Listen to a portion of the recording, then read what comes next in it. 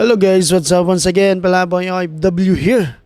So for today's vlog mga idol is pag-usapan natin muli si Lollipop Girl mga lodi.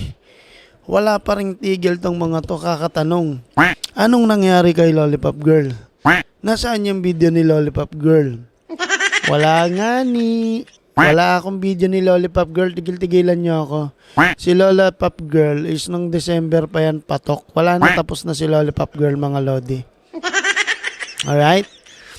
Sa mga naghahanap ng video, wala akong video noon mga lods. Baka meron kayo dyan, bigyan nyo ako. Tigilan nyo si Lollipop Girl. Nananahimik na yata si Lollipop Girl eh. Nahuli na yata. Wala na, tapos na si Lollipop Girl.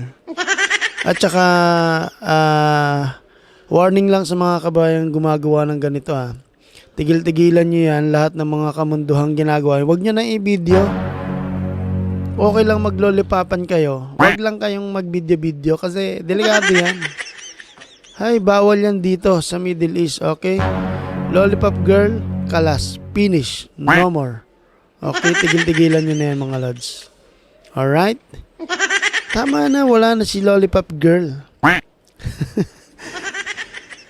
Okay mga lodi, please ingat lang sa mga ganitong kamunduhang galawan. Bawal na bawal yan dito sa Middle East.